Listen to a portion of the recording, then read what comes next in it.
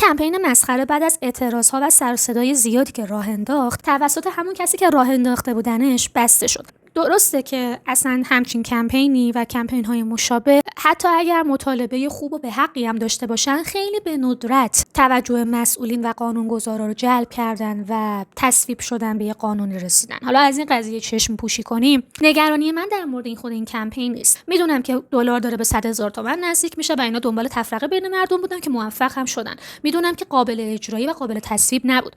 من همه اینا در جریانم. منتها با توجه به بازخوردها، صحبت‌ها، کامنت‌ها و چیزایی که دارم توی توییتر و اینستاگرام میبینم، چند تا نکته بسیار برام ناراحت کننده و نگران کننده بود که دیدم مهمه بیشتر در موردش صحبت کنیم.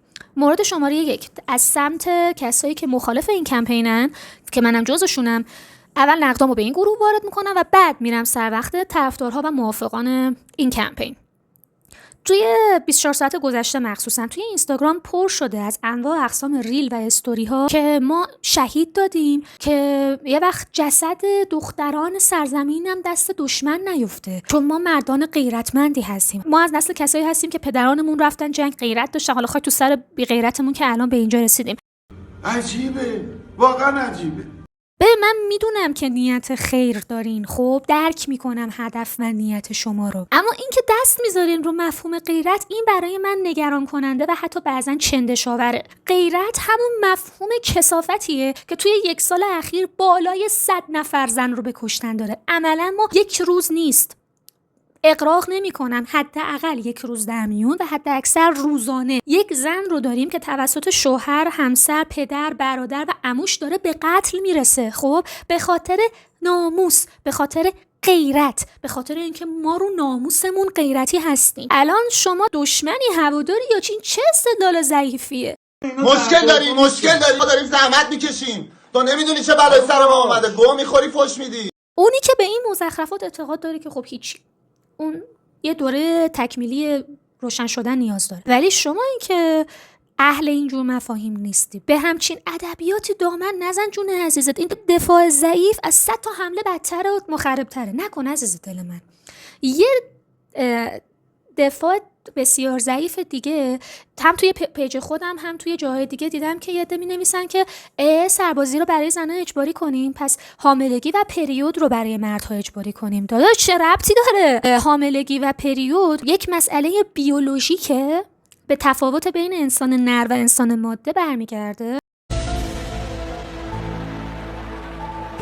میتواند این مسائل گره بخوره به یک مجموعه تبعیض‌های اجتماعی، خب ولی این که شما تبعیض رو مبدأش رو تفاوت فیزیکی بذاری، یعنی اصلا آدرس رو داری غلط میری.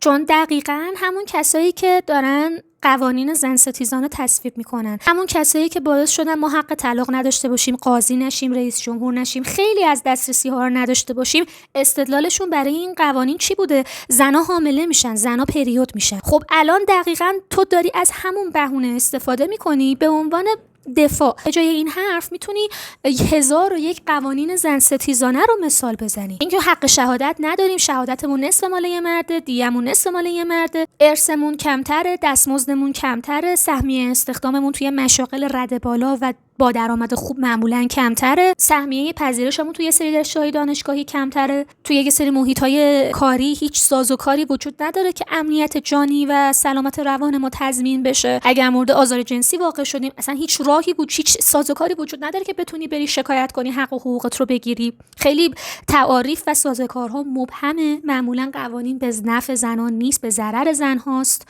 و مردان زیادی هستن که از این مسئله دارن رنج میبرن و چوبشو دارن میخورن. شما میتونی روی این مسائل دست بذاری، میتونی روی دیه و نفقه و اینجور چیزا دست بذاری، خب نه اینکه دست بذاری روی تفاوت‌های بیولوژیکی که اتفاقا اون تبعیض‌ها با اون تفاوت بیولوژیکی داره توجیه میشه. اگر یک قانون اشتباه و تبعیض‌آمیز وجود داره، برای دفاع از یک قانون تبعیض‌آمیز دیگه استفاده کن، نه از تفاوت‌های بیولوژیکی. اگر تفاوت بیولوژیکی مبنایی هست برای تبعیض، پس اساساً معلولین نباید داخل آدم حساب بشن، کودکان نباید حق و حقوق داشته باشن توی این جامعه، چون هر کی قوی تر قوانین برای اونه.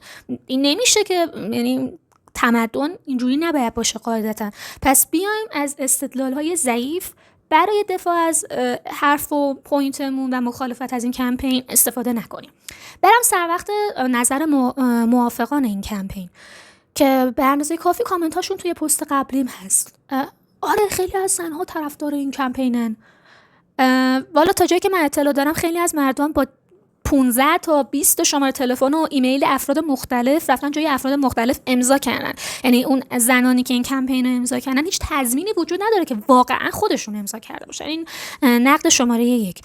2 به هر حال زنانی هستن که زن ستیزی و اون تبعیض جنسیتی در اونها بسیار درونی شده و فکر میکنن که حالا اگر یه بار به خواست مردها کوتاه بیان، شاید سری بعدی شما برای اونا کوتاه بیان و پای حقوق و مطالباتشون بایستید که زهی خیال باطل.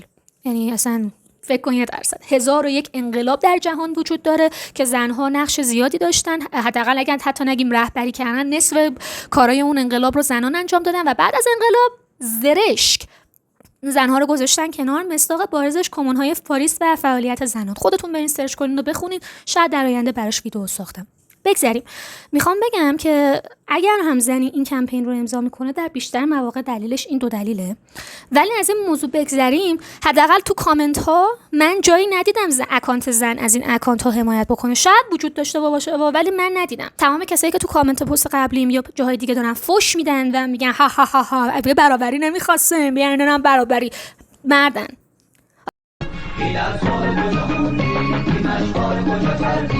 حالا بعضیاشون حداقل جربوزا دارن با اکانت واقعی میان زرا رو میزنن، یه عدهشون با اکانت فیک میان. بیان از این جزئیات صرف نظر کنیم.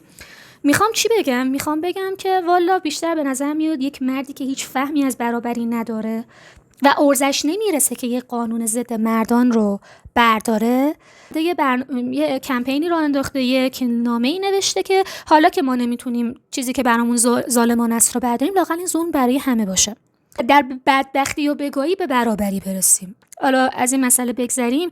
شما باید چقدر موجود رقت انگیزی باشی، موجودی باشی که مطلقاً هیچ فهم و درکی نسبت به همدلی کردن، تبعیض، هیچی نداشته باشی که این همه مصادیق رو نبینی و فقط بخوای حرف خودتو به کرسی بشونی. خیلی جالبه. ما مردایی رو دارم توی پست قبلیم که اومدن کامنت گذاشتن که خب نابرابری ارثادیه رو خب بستگی به مردش داره، اگه داداش لاشی نباشه اشکالی نداره. نابرابری در حقوق ازدواج هم که خب میتونی حق و حقوقتو از شوهرت بگیری. خب این حرفا فقط از مغز فندقی کسی در میاد که مطلقاً هیچ آگاهی نسبت به روند قوانین و روند دادگاه خانواده نداره. قانون باید برای همه برابر باشه، نه که یه قانون مزخرف داشته باشیم حالا یه خانواده‌های خودشون با شعورن و با این قوانین خیلی برابرانه کنار میان. میدونی اصلا پوینت ماجرا رو نفهمیده. من دیگه نمیدونم واقعا با همچین موجوداتی که ذری پوششون اینقدر پایینه اصلا در حدی هستن که بشه باشون صحبت کرد یا نه. چقدر ساده این به خدا. ولی باید روی این موضوعات بیشتر حرف بزنیم، اینا رو باید بیایم بیشتر باز بکنیم، نه اینکه حالا ببین حالا که برای ما بدبختی هست شما برین حامله بشی. استدلال مسخره ای. یه چیز دیگه هم میخواستم بگم حقیقتا یادم نمیاد. خیلی جالبه در مورد سربازی. به هر حال یک مسائل بسیار نگران کننده و تبعیض‌آمیزی وجود داره. اون تا موضوع اینجاست که من زن نباید بیام در موردش صحبت کنم.